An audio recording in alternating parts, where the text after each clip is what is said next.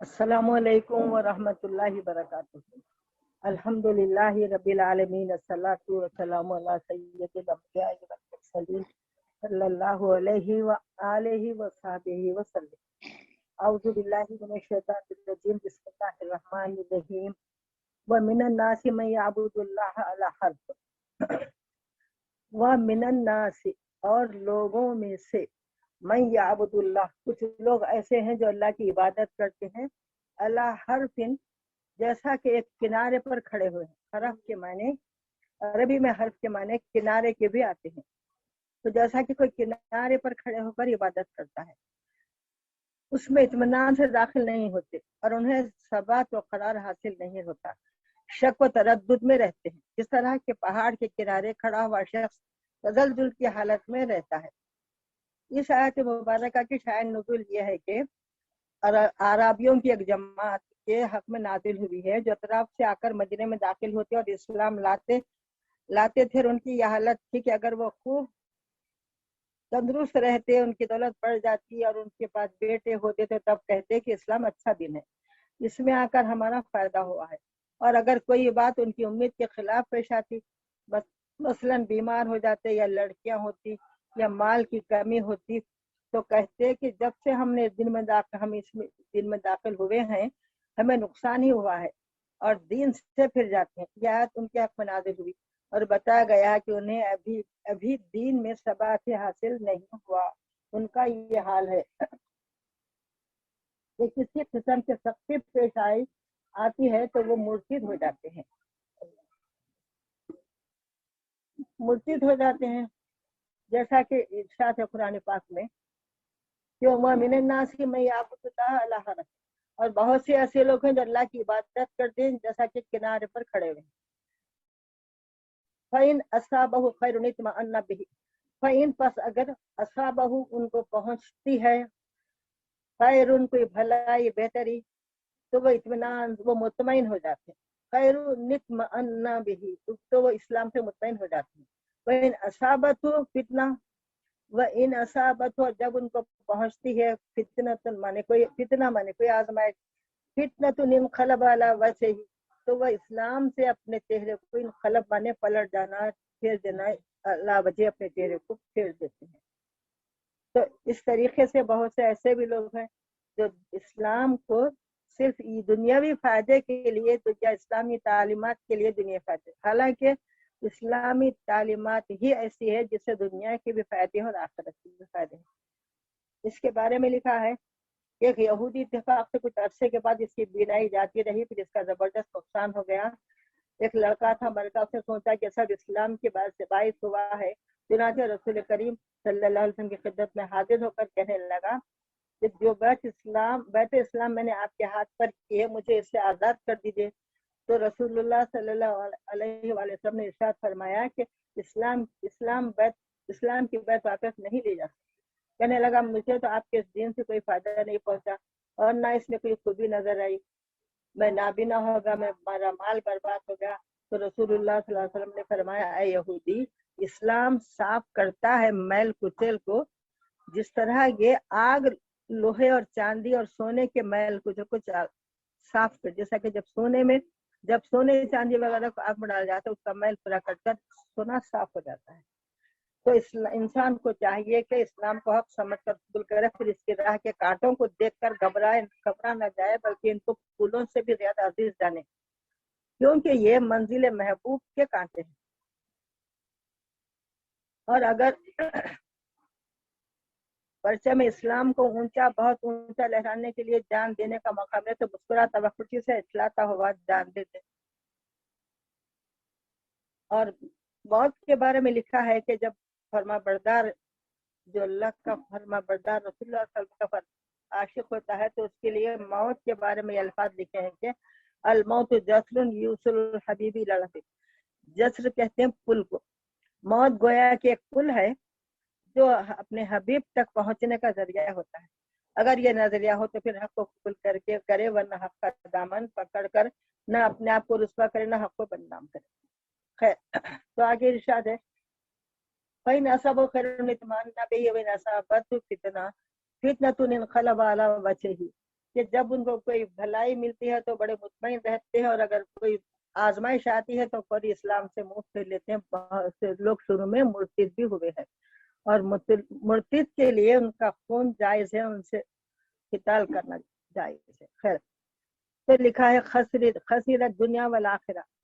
اور ان کے لیے دنیا کی بھی بربادی ہے۔ خسرہ مانے نقصان، بربادی۔ وذالک هو الخسران المبین، اور یہ بہت کھلا ہوا خسارہ، بہت کھلا ہوا نقصان ہے۔ آگے ارشاد ہے یدعو من دون اللہ ما لا یضرہ وما لا ینفعہ ذالک هو الضلال المبین۔ یدعو من دون اللہ، یدعو مانے دعا، یدعو مانے پکارنا، بلانا، پکارتے ہیں وہ اللہ کے سوا، دون اللہ اللہ کے سوا، من دون اللہ کے سوا اس کو پکارتے ہیں جو لا یضرہ وما لا ینفع، نہ وہ نقصان پہنچا سکتے ہیں نہ وہ فائدہ دے سکتے ہیں۔ ذالک هو الضلال البعید، یہ تو انتہائی گمراہی میں بہت دور، ضلال مانے گمراہی، بعید مانے ایسی گمراہی میں انتہائی پڑے، گمراہی سے بہت دور جا پڑے۔ یدعو لمن ضرہ واقرب من نفعہ، اور یدعو وہ پکارتا ہے، وہ پوچھتا ہے جس کو وہ معبود مانتا ہے، اسے جس کی ضرر رسانی زیادہ قریب ہے، یعنی نقصان پہنچانا اس کو، وہ ایسوں کو خدا مانتا ہے کہ اس کو خدا ماننے سے نقصان زیادہ قریب ہے اس کے نفع سے۔ حالانکہ نفع تو کچھ ہے ہی نہیں، نفع تو قطعی ہے نا یقینی، بلکہ وہ تو ان کو پوچھنے کا جو ضرر ہے وہ قطعی اور یقینی ہے۔ اس لیے فائدے کا سوال تو بات کو دیکھا جائے، مگر نقصان ابھی ہاتھوں ہاتھ پہنچ جاتا ہے۔ تو یہ ان کے بتوں کے بارے میں ان کو بتایا جاتا ہے کہ بت تو ایسے ہیں کہ نہ ان سے کوئی نفع پہنچ سکتا ہے نہ کوئی وہ نقصان سے بچا سکتے ہیں، اور ان کے بارے میں ارشاد ہے لبیس المولا واللبیس العشیر، یہ بے شک یہ بہت ہی برے دوست ہے، مولا کے معنی دوست کے اور آقا کے اور مالک کے اور چاہنے والے کے، ہم بہت سے تفصیلی معنی لفظ مولا کے ہیں۔ جیسا کہ مولا علی کرم اللہ تعالیٰ وجہ کے بارے میں بعض لوگ مولا علی سنت جماعت کے بعض لوگ یہ سمجھ لیتے ہیں کہ مولا یہ شیعہ لوگ بولتے ہیں، ویسا نہیں ہے، تو یہ اصل سنی لوگوں کے بارے میں ہے، اس کی تفصیل اس کے پہلے عرض کی جا چکی ہے۔ تو بہرحال لبیس المولا، یہ کیا بہت ہی برے مولا ہے، تو یہ یہاں پر لفظ مولا بتوں کے لیے بھی استعمال ہوا ہے۔ تو معلوم یہ ہوا کہ لفظ مولا صرف اللہ تعالیٰ کے لیے نہیں ہے، بلکہ معنی کے اعتبار سے اس کے یہ معنی ہوتے ہیں جس کو ہم اپنا بزرگ مانتے ہیں، آقا، مولا، ہمارا مالک، یہ معنی اس کے نکلتے ہیں، دوست اور ہمارا اچھا ساتھی، کئی معنی اس کے نکلتے ہیں۔ لبیس المولا لبیس العشیر، یہ بہت ہی برے دوست ہیں اور بہت ہی برے ساتھی ہیں، عشیر کے معنی ساتھی ہیں۔ پھر آگے ارشاد ہے ان اللہ يدخل الذين آمنوا وعملوا الصالحات جنات تجری من تحتها الانہار، بے شک اللہ تعالیٰ یدخل داخل کرے گا الذین ان لوگوں کو جو آمنوا وعملوا الصالحات۔ قرآن پاک میں ہر جگہ ذکر ایمان ہے، وہاں پر ساتھ ساتھ عمل کا ذکر ہے، خالی ایمان لانا کام نہیں دے گا بلکہ اعمال اس کے ساتھ ساتھ منسلک ہے۔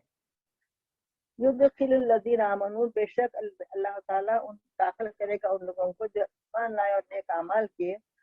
جنات تجری، ایسے باغات میں، جنت کے معنی باغ کے، جنات اس کی جمع ہے، باغات میں،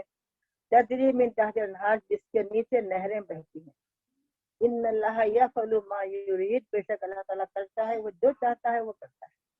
یفعل کرتا ہے وہ ما یرید جو ارادہ کرتا ہے۔ پھر آگے ارشاد ہے من کانا یظن ان لن ینصرہ اللہ فی الدنیا والآخرہ، اور جو شخص یہ خیال کیے بیٹھا ہے، من کانا یظن، جو شخص یہ یظن گمان کرتا ہے کہ اللہ ینصرہ اللہ فی الدنیا والآخرہ، کہ اللہ تعالیٰ اپنے حبیب کی مدد نہیں کرتا ہے نہ دنیا میں نہ آخرت میں، تو یہ لوگ ینصر کے معنی نعوذ باللہ رسول اللہ صلی اللہ علیہ وسلم کی طرف کرتے کہ ضمیر کر کے کہتے ہیں، اہل عرب مسلمانوں کو دستی اور کمزوری میں دیکھتے تو خیال کرتے کہ یہ ایسے نادر کمزوروں کے ساتھ مل کر ہمیں کیا فائدہ ہوگا، خام مخواہ مکر ہماری दुश्मनी हमारे दुश्मनी हो जाएगी, क्योंकि इस नबी की मदद न आज तक उनके खुदा ने की है और न ऐसे कराइन मौजूद हैं जिनसे ये पता चले कि आइंदा उनकी वो मदद करेगा। इनकी इस मखलूक़िल हाली बेबसी दूर हो जाएगी। इस तरीके की वो नामुनासिब बात करते हैं बेअदबी की, उन्हें बताया जा रहा है कि ये महज तुम्हारी गलत फहमी है, अल्लाह ताला अपने महबूब की मदद करेगा, जरूर करेगा। तुम देखोगे हर तरफ से उन्हीं के नाम का डंका बज रहा होगा, उन्हीं के कदमों से सोने चांदी के ढेर लगे होंगे, और जिससे ये बात गवारा ना हो इसके लिए एक ही रास्ता है कि अपने गले में रस्सी का फंदा डाल ले। यानी अगर जिसको ये बात नहीं समझ में आ रही कि रसूलुल्लाह सल्लल्लाहु अलैहि वसल्लम के साथ जुड़ जाने में दुनिया और आखिरत की भलाई है, तो उसको फल यमदुद बेसबबिन इला समाई, बस उसको चाहिए कि मद्दा यमुद माने दराज करना, फल यमदुद बस वो दराज करे, लंबी करे, सबब कहते हैं रस्सी को, अब दराज करे रस्सी को इला समाई आसमान तक उतनी कर दे, उसके बाद में उसको अपने गले में फंदा डाल दे। सुम्मल यक्ता, फिर उस फंदे को काट दे, यानी खुदकशी कर ले, डोरी से अपने आप को लटका ले और फिर वो डोरी को कट कर दे, ताकि वो अपने आप को इस तरीके से फंदा डालकर खुदकुशी कर ले, जिसको ये समझ में नहीं आ रही बात। फिर देखे कि वो दूर कर जाए उस खुदकशी की मदद से उस गम व गुस्से को जो उसके अंदर पक रहा था, जो दीन इस्लाम की तरक्की को देखकर जिसको गम और गुस्सा पक रहा था और इस्लाम के खिलाफ जो बातें करते रहता था, तो उसके लिए इरशाद होता है कि उसको चाहिए कि एक लंबी रस्सी ले और आसमान तक उतनी लंबी और अपने आप को रस्सी से लटका ले और फिर उस रस्सी को काट दे ताकि उसके बाद वो देखे कि उसको जो गम गुस्सा होता है इस्लाम की तरफ से, वो उसके तदबीर उसका अंजाम क्या होता है। उन्हें बताया जा रहा है कि ये बहस तुम्हारी गलत फहमी है कि अल्लाह ताला अपने महबूब की मदद नहीं करेगा, बल्कि अल्लाह ताला करेगा, और तुम देखोगे कि हर तरफ से उन्हीं के नाम का डंका बज रहा होगा, इनके कदमों से सोने और चांदी के ढेर लगे होंगे, जिससे ये बात गवारा ना हो उसके लिए एक ही रास्ता है कि अपने गले में रस्सी का फंदा डाले और छत से लटक जाए और रस्सी को काट देता कि तरफ तड़प कर मर जाए। मेरे महबूब के लिए हसद की जो आग तुम्हारे दिलों में भड़क रही है, इसको ठंडा करने का बस एक ही जरिया है। फिर आगे इरशाद है, वकज़ालिका अंज़लनाहु आयातिन बय्यिनातिन वअन्नल्लाहा यहदी मन युरीद, वकज़ालिका और इसी तरह अंज़लनाहु हम नाजिल करते हैं, अल्लाह ताला फरमाता है हम नाजिल किए हैं, आयातुन मने निशानियां, बहुत सी निशानियां, बय्यिनात खुली खुली रोशन दलीलें हैं। अल्लाह ताला फरमाता है वकज़ालिका अंज़लनाहु आयातिन बय्यिनातिन वअन्नल्लाहा यहदी मन युरीद, इसी तरह हम नाजिल किए हैं बहुत सी आयतें बय्यनात जो खुली खुली साफ साफ बयान की गए हैं, जिसमें अल्लाह इस किताब में अल्लाह ताला ने बहुत सी आयतें नाजिल फरमाई, बहुत सी दलीलें, आयत के माने दलील के हैं, मिसाल के हैं, जो खुली खुली हैं। वो ये है कि वन्नल्लाह बय्यनाती वन्नल्लाह यहदी मन यशा, कि बेशक अल्लाह ताला हिदायत देता है, मैं युरीद जिसको वो चाहता है अल्लाह ताला उसको हिदायत देता है। फिर आगे इरशाद है, इन्नल्लज़ीना आमनु वल्लज़ीना हादू वस्साबीना वन्नसारा वल्मजूसा वल्लज़ीना अशरकू, बेशक वो लोग जो ईमान लाए, एक गुरु होगा, वल्लज़ीना और वो लोग, हादू जो यहूदी हैं, वस्साबीन और जो सितारा परस्त हैं, वन्नसारा और जो ईसाई हैं, वल्मजूस और जो आग के पुजारी हैं, वल्लज़ीना अशरकू और वो लोग जो मुशरिक है। तो यहाँ पर जो है 5 किस्में बयान की, गुमराहों की 5 किस्में बयान की गई, जो गुमराह फिरका है, हादू यहूदी, साबेन, नसारा, मजूस, वल्लज़ीना अशरकू और मुशरिक। इन्नल्लाह यफ़सिलु बैनहुम यौमल क़ियामति इन्नल्लाह अला कुल्लि शैइन शहीद, बेशक अल्लाह ताला यफ़सिलु फैसला कर देगा बैनहुम उन सब के दरमियान, यौमल क़ियामति क़ियामत के दिन बेशक अल्लाह ताला उन तमाम को देख रहा है अल्लाह ताला। तो इसमें एक बात ये है कि यहूदी, नसारा और सितारा परस्त इन लोगों को अलग बयान किया गया, मुश्रिकों को अलग बयान, आग के पूजने वाले इन सबको अलग से बयान किया गया। तो इसमें यहूद और नसारा का मामला ये है कि ये अहले किताब कहलाते हैं اور یہ لوگ توحید پرست نہیں ہے، یہ لوگ بھی شرک کرتے ہیں، جیسا کہ عیسیٰ علیہ السلام علیہ السلام کے بارے میں ہے، مگر وہ بتوں کی پوجا نہیں کرتے۔ اور مشرک ایسے ہیں جو اللہ کے سوا دوسروں کو پوجتے ہیں، مشرک۔ تو یہاں پر شرک کی تعریف یہ بتائی گئی ہے کہ اللہ کے سوا دوسروں کو اللہ کے برابر سمجھنا۔ مشرک کے معنی شریک کرنا، اللہ کا کسی کو شریک ٹھہرانا، تو یہ بھی نعوذ باللہ اللہ کے برابر ہے۔ جیسا کہ مشرکین کا طریقہ تھا کہ وہ ان کے بتوں کو بھی نعوذ باللہ اللہ تعالیٰ کے برابر سمجھتے تھے۔ تو کسی کو بھی سوائے اللہ کی ذات بھی اللہ تعالیٰ کے برابر درجے کا سمجھنا یہ شرک ہے۔ ہر بات شرک نہیں ہو جاتی، بعض ایسے بھی لوگ ہیں جو ہر بات کو شرک کہتے ہیں، اور یہ بھی کہتے ہیں ساتھ ساتھ اپنے بیان میں کہ اللہ تعالیٰ سب کو بخشے گا، مشرک کو نہیں بخشے گا، شرک کو نہیں بخشے گا۔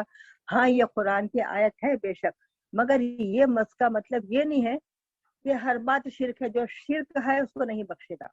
اور اس کے بارے میں بھی یہ ہے کہ مشرک بھی اگر توبہ کرتے اس کے لیے معافی، یہ کہتے ہیں لوگ کہ مشرک کے لیے معافی نہیں ہے، بخشش نہیں ہے۔ حالانکہ مشرک کے لیے بھی یہ ہے کہ اگر کوئی شرک کر بھی رہا ہے، اگر واقعی شرک کر رہا ہے، واقعی بتوں کی پوجا کر رہا ہے، تو وہ بھی اگر سچے توبہ کر لے تو پھر اس کی بھی معافی ہے۔ مشرک کے لیے معافی نہیں ہے، نہیں معافی ہے، اگر وہ سچے توبہ کرے اور توحید پرست ہو جائے تو اس کے لیے بھی معافی ہے۔ ایک بات کہ معافی ہی نہیں ہے کہا جاتا ہے، اور دوسری بات یہ ہے کہ اگر وہ شرک ہو، ہر بات شرک نہیں ہو جاتی، بعض گناہ کی باتوں کو بھی شرک کہہ لیتے ہیں بعض لوگ۔ جیسا کہ مثال کے طور پر سنت جماعت لوگوں کے اوپر یہ الزام رہتا ہے کہ وہ نعوذ باللہ منہا اولیاء اللہ کو بھی نعوذ باللہ اللہ کی طرح سمجھتے ہیں، نعوذ باللہ ہرگز نہیں سمجھتے، ولی اللہ کو یہ اولیاء اللہ کو مانتے ہیں۔ ماننے کا مطلب کیا ہے؟ اولیاء اللہ کو اولیاء اللہ مانتے، اولیاء اللہ کو نعوذ باللہ خدا نہیں مانتے۔ تو لہٰذا ولی کو ولی ماننا، نبی کو نبی ماننا، اللہ کو اللہ کی تمام صفات کے ساتھ واحد توحید پرست ہو جانا، یہ ایک الگ بات ہے۔ اور ہر بات یہاں تک سننے میں آتی ہے بعض لوگوں سے کہ فاتحہ دلانا شرک ہے، فاتحہ کا کھانا کھانا شرک ہے، جھنڈا چڑھانا شرک ہے۔ حالانکہ یہ باتیں اگر نعوذ باللہ اس کو اگر خدا کے برابر سمجھ لیے،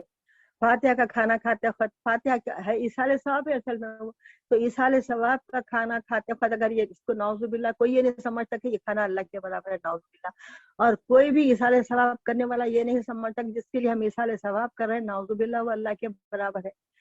نہ کوئی جھنڈا چڑھانے والا، ہاں یہ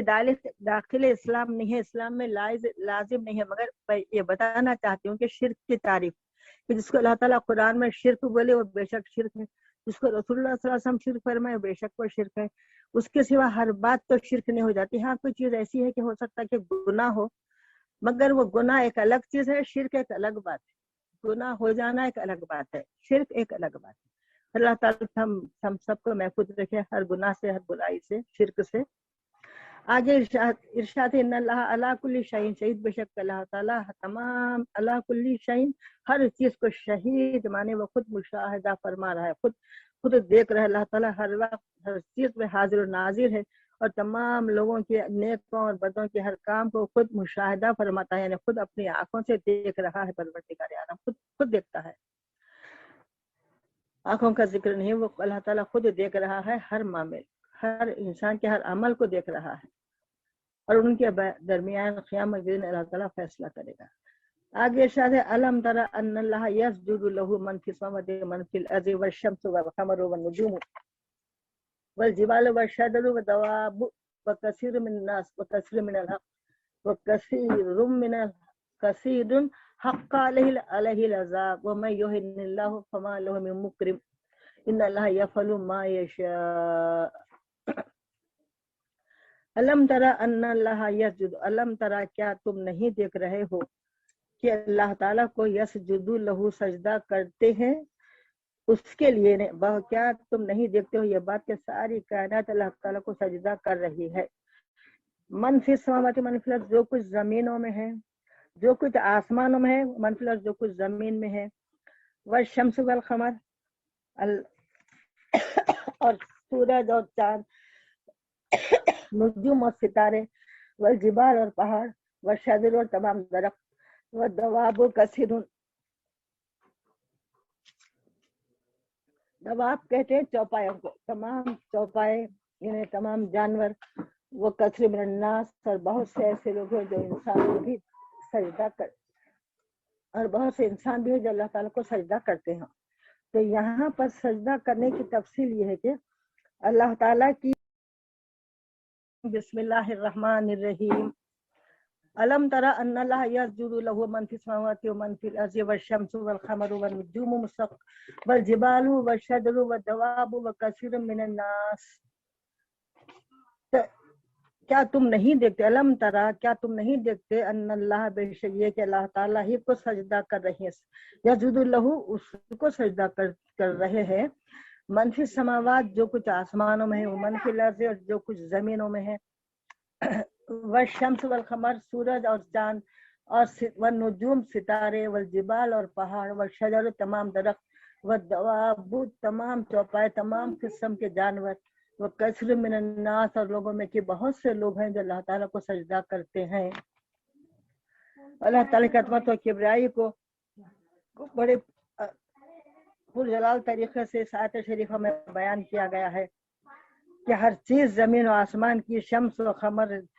جب دشت و جبل، چوپائے، انسان، سب اس کے سامنے سربسجود ہے۔ کائنات کی ہر چیز کو خواہ شعور ہو یا بے شعور ہو، اللہ تعالیٰ کے احکام کے سامنے سر جھکی ہوئی ہے۔ اس لحاظ سے کافر، مومن، فاسق، متقی سب داخل ہے، کیونکہ انہیں بھی اللہ تعالیٰ ہی کے بنائے ہوئے قدرتی نظام کے تحت جینا اور مرنا ہے۔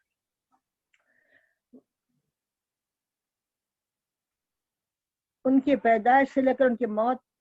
تک، ان کا مرض، ان کی صحت، غرض کی ہر چیز، ہر حکم میں اللہ تعالیٰ سے کے ہی وجہ سے وہ وجود میں آ رہی ہے۔ لیکن اس عالم کی وہ مخلوق جو عقل و فہم کی نعمت سے مشرف کی گئی ہے، اس سے بھی خضوع و اختیار، خوشی و خضوع کے علاوہ اختیاری سجدے کرنے کا بھی مکلف کیا گیا ہے۔ تو سجدہ بے اختیاری یعنی کائنات کے تمام بے جان مخلوق وہ بے اختیاری سجدہ کرتی ہے۔ بعض اولیاء اللہ لکھتے ہیں کہ وہ ان کو بھی اتنا شعور ہے، وہ تمام کائنات کے بے جان چیزیں بھی شعور کے ساتھ اپنے خالق کو حقیقی مان کر اس کو سجدہ کرتی ہے، کائنات کی ہر چیز۔ اور انسانوں کو تو اس کا مکلف بھی کہ وہ با ارادہ سجدہ کرتے رہے۔ اس اختیاری سجدے کے نہ کرنے کی وجہ سے کفار و فاسق کو سزا ملے گی، لیکن محدثین کی رائے ہے کہ ہر چیز اختیاری سجدہ کرے، کیونکہ جمادات ہمارے لحاظ سے مردہ ہے، بے جان ہے۔ تمام درخت وغیرہ مردار ہے، مگر اب تو اس کو بھی سب لوگ مان رہے ہیں، تصدیق ہو چکی ہے کہ تمام نباتات میں جان ہے۔ جیسا کہ ارشاد باری تعالیٰ ہے، زندگی دی گئی جس سے وہ اللہ تعالیٰ کی اختیاری طور پر اطاعت کر رہی ہیں اور اس کی حمد و ثنا کر رہی ہیں، جیسا کہ اللہ تعالیٰ کا ارشاد ہے، وَإِن مِّن شَيْءٍ إِلَّا يُسَبِّحُ بِحَمْدِهِ وَلَكِن لَا تَفْقَهُونَ تَسْبِيحَهُمْ، ہر چیز اللہ تعالیٰ کی تسبیح میں مصروف ہے، اللہ تعالیٰ کی حمد و ثنا کر رہی ہے کائنات کا ذرہ ذرہ، مگر تم ان کی تسبیح کو نہیں سمجھ سکتے۔ حدیث شریف ہے کہ رسول اللہ صلی اللہ علیہ وسلم نے ارشاد فرمایا کہ جو طبرانی کی روایت ہے، ابن مسعود رضی اللہ عنہ سے روایت ہے، فرمایا کہ ایک پہاڑ دوسرے پہاڑ سے پوچھتا ہے کہ اے فلاں پہاڑ، کیا تیرے پاس سے کسی ایسے بندے کا گزر ہوا ہے جو یاد الہی میں مشغول تھا؟ تو مسلم شریف میں ہے کہ رسول اللہ صلی اللہ علیہ وسلم نے فرمایا کہ میں ان پتھروں کو جانتا ہوں، جب میں ان کے پاس سے گزرتا ہوں تو میری جگہ میں درود و سلام پیش کرتی ہوں۔ تو جو پتھر، تو رسول اللہ صلی اللہ علیہ وسلم کا یہ صلی اللہ علیہ وسلم کا یہ فرمان کہ میں ان پتھروں کو بھی پہچانتا ہوں جو مجھ پر درود و سلام پڑھتے ہیں۔ تو ہم سب کے لیے بڑی خوشخبری ہے کہ ہم تو آخر دو عالم صلی اللہ علیہ وسلم کے امتی بھی ہیں، اور ہم حضور صلی اللہ علیہ وسلم کو مان کر جو درود و سلام پیش پڑھتے ہیں تو یقیناً ہمارے آقا صلی اللہ علیہ وسلم ہم کو بھی پہچانتے ہیں۔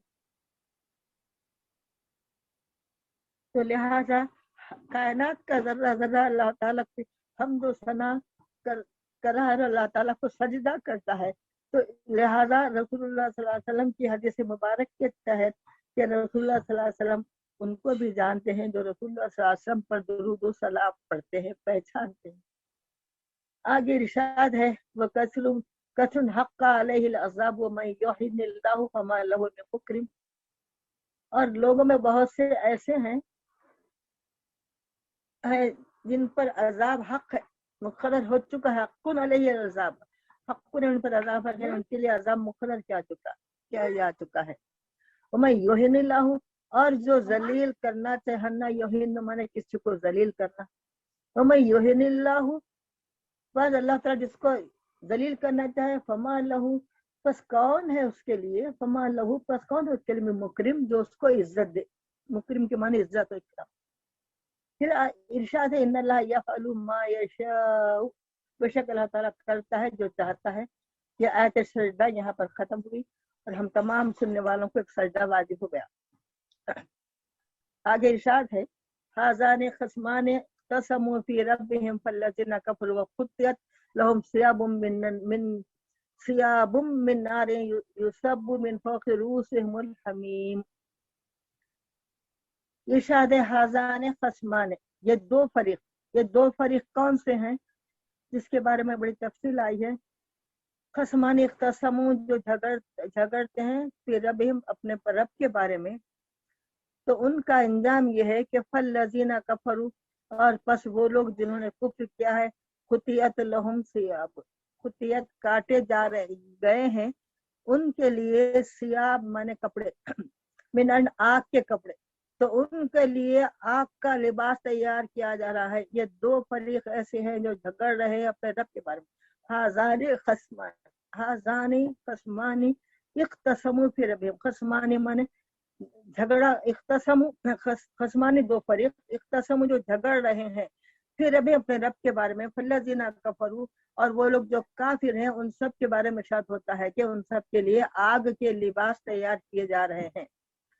یصب من فوق رؤوسہم، اور ڈالا جائے گا ان کے سروں پر، یصب ڈالنا، یصب من فوق مانے رؤوسہم، ان کے سروں پر، یصب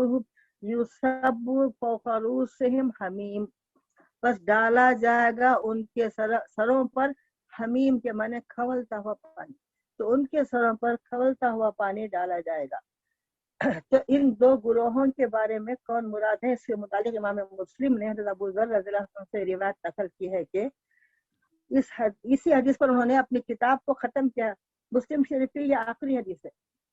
فیض بن عباد کہتے ہیں کہ میں نے حضرت ابو ذر کو قسم اٹھا کر یہ کہتے ہوئے سنا کہ یہ آیت ان لوگوں کے بارے میں نازل ہوئی جنہوں نے میدان بدر میں دوسرے کو دعوت مبارزت دی۔ مبارزت اس کو کہتے ہیں جو میدان جنگ میں دو طرف کے فریق جب آمنے سامنے ہوتے ہیں، تو اس کے بعد یہ ہوتا یہ ہے کہ ادھر سے دو تین آمنے سامنے ہو کر جنگ کو شروع کرتے ہیں۔ اس کے بعد پھر عام جنگ ہوتی ہے۔ تو جو جنگ شروع ہوتی ہے، جو شروع کے دو تین ادھر کے جو آ کے میدان میں سامنے آ کر جو مقابلہ کرتے ہیں، اس کے بعد عام جنگ شروع ہو جاتی ہے، تو اس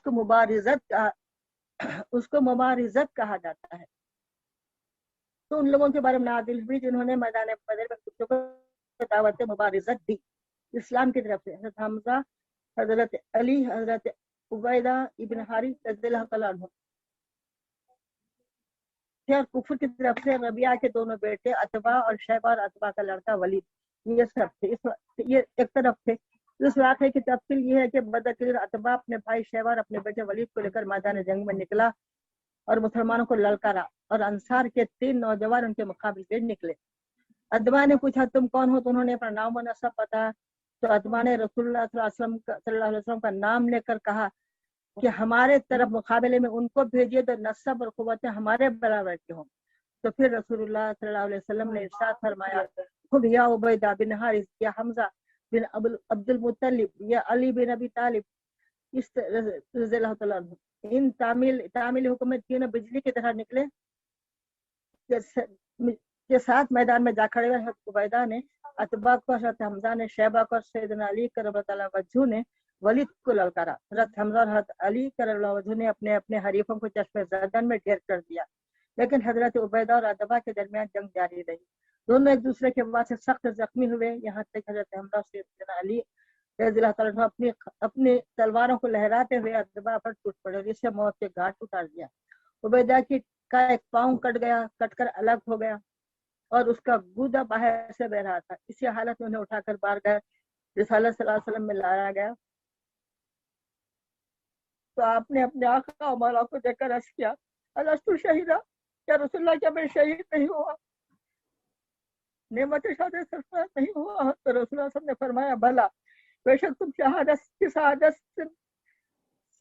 سرفراز کیے گئے ہو. تو زندگی کے آخری لمحوں میں جوش عشق کا یہ عالم تھا کہ کسی بات کو یاد نہ کیا، صرف یہ کہا کیا مجھے شہادت نصیب ہوئی ہے.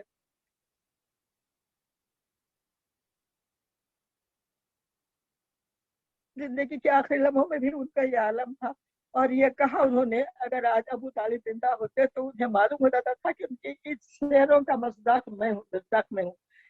اللہ تعالیٰ کے تو ابو طالب کے شعر یہ تھے، اس کا ترجمہ یہ ہے اللہ تعالیٰ کے گھر کی ختم اے مشرکین، تم جھوٹ کہتے ہو کہ رسول اللہ صلی اللہ علیہ وسلم کو ہم یوں ہی مغلوب کر دیا جائے گا، ہم حضور کی طرف سے تمہارے ساتھ جنگ نہیں کریں گے، ہم اسی وقت تمہارے ساتھ جنگ نہیں کریں گے، ہم اسی وقت تک رسول اللہ صلی اللہ علیہ وسلم کو تمہارے حوالے کر سکتے ہیں جبکہ ہماری لاشیں حضور کے ارد پڑی ہوں گی اور ہم اپنے پردوں پر زندان اور دم سے غافل ہو چکے ہوں گے. تو اللہ تعالیٰ ان محبان پاک باز کے صدقے میں ہمیں بھی اب یہی عشق و شجاعت اور یہی جذبہ عزت اور شہادت کی نعمت سے مالا مال فرمائے، آمین. ہاں، تو اب ان لوگوں کا ذکر یہ ہے، دو فریق جو تھے، ایک کفار کا فریق تھا، ایک مسلمانوں کا فریق تھا. تو اس طریقے سے جنگ بدر شروع ہوئی ہے. پھر آگے ارشاد ہے کہ ان کے لیے فالذین کفروا قطعت لهم ثیاب من النار، کہ ان کے لیے آگ کے کپڑے تیار کیے جا رہے ہیں اور ڈالا جائے گا اور لوگوں کے سروں پر کھولتا ہوا پانی، یسحر بہ ما فی بطونہم وجلود، کہ وہ جو کھولتا پانی جب ان کے سروں پر ڈالا جائے گا تو اس کی وجہ سے، اس کھولتے پانی کی وجہ سے ان کے پیٹوں میں اور ان کے پیٹوں میں آگ، پیٹ جل جائیں گے، ان کی چمڑیاں بھی گل جائیں گی، وہ جلود ان کی جلدیں بھی پوری گل جائیں گی. وَلَهُمْ مَقَاتِعُ مِنْ حَدِيدٍ، اور ان کے لیے مقاتی کہتے ہیں لوہے کے گرز، لوہے کے وہ ہتھیار جن سے مارا جاتا ہے دشمنوں کو. وَلَهُمْ مَقَامِعُ مِنْ حَدِيدٍ، حدید مانے لوہے کے، تو ان کے لیے لوہے کے گرز ہوں گے. تو اس طریقے سے وہ ان کو سزا دی جائے گی. آگے ارشاد ہے کلما ارادوا ان یخرجوا منها من غم اعیدوا فیها وذوقوا عذاب الحریق. کلما، وہ سب کے سب ارادو ارادہ کریں گے، دیکھیں گے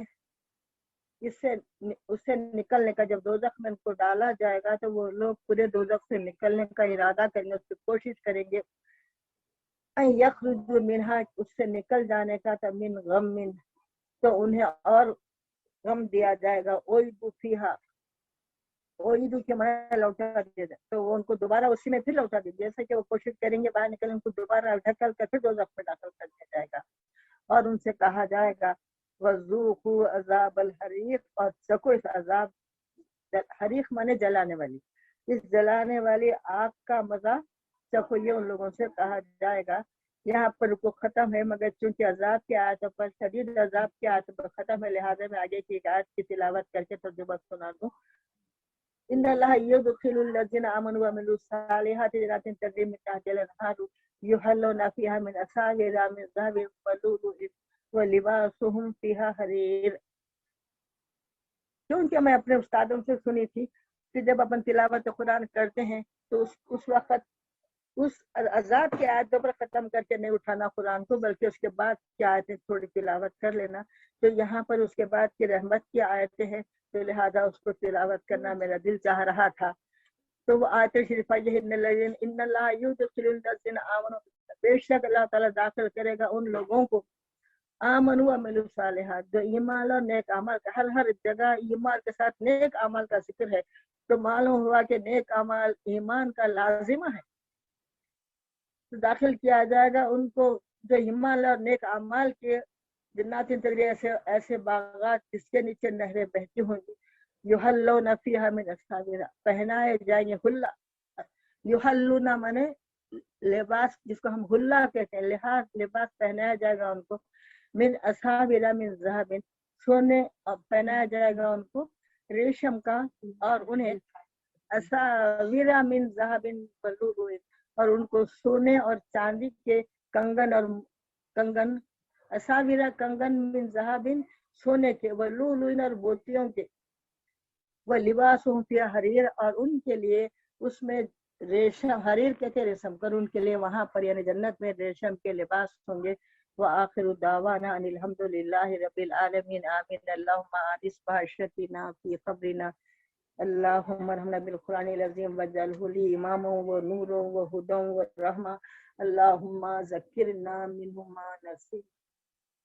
وعلمنا منہ ما جہلنا، ارزقنا تلاوتہ آناء اللیل وآناء النہار واجعلہ لی حجتا یا رب العالمین آمین۔ اللہم صلی علی سیدنا مولانا محمد وعلی آل سیدنا مولانا محمد وبارک وسلم۔